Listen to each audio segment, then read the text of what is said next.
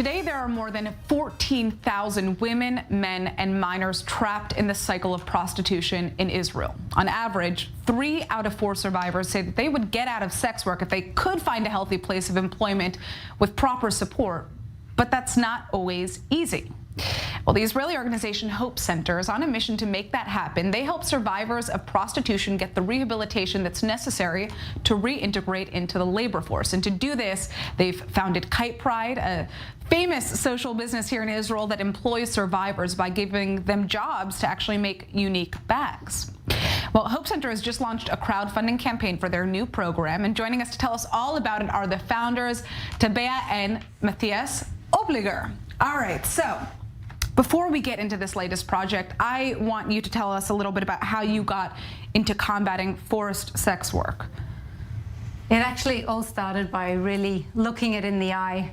I always say when you hear about injustice in the world, you can either turn away or you can look right at it. Right. And I chose to look at it. I had a few jobs on the side. I was also a massage therapist, and I went into brothels, and I just wanted to hear the stories firsthand from people in prostitution, and just wanted to hear, well, have you been forced into it, or did you choose it like everyone assumes or just wants to assume?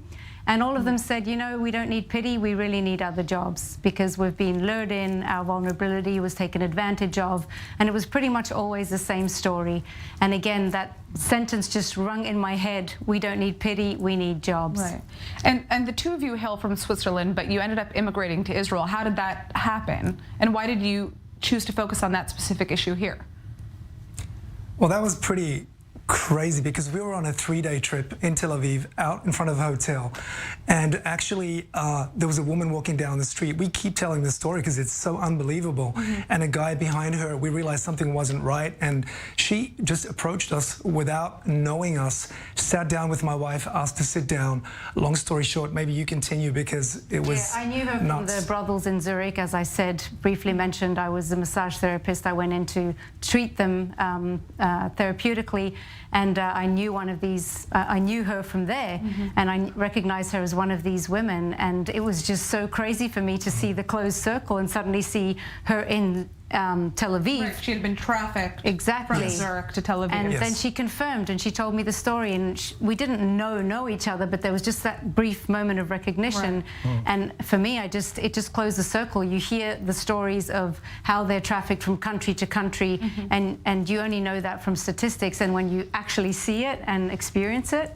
Yes, and for us, it was just one of those moments where we were anyway just contemplating and thinking, what can we do more than just help these people in prostitution, but what can we do with that sentence? They don't need pity, they need jobs. And so we wanted to create these jobs. All right, so let's talk about that. Tell us about the newest program that you guys are launching with the Hope Center, and why it's so necessary.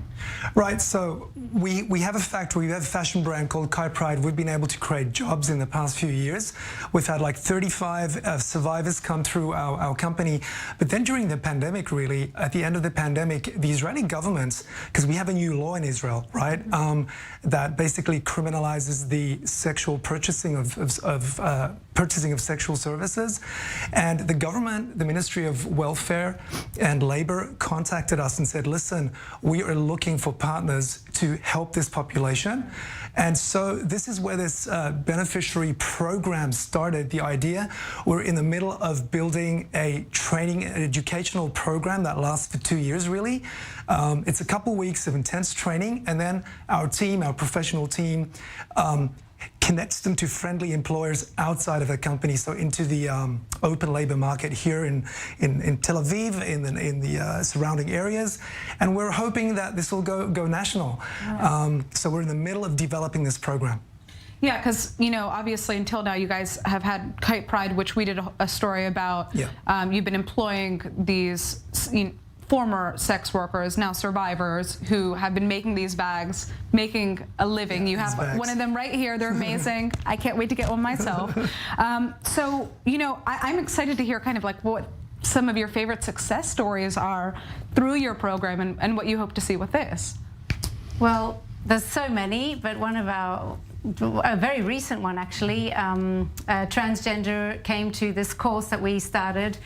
So we've already successfully had a few of these courses, and he was just trying to find his way and didn't really know, and had a lot of debts, because that's one of the huge issues that they face is debts. And so it's always very daunting for them to start a new job because of all the debts that they bring with them.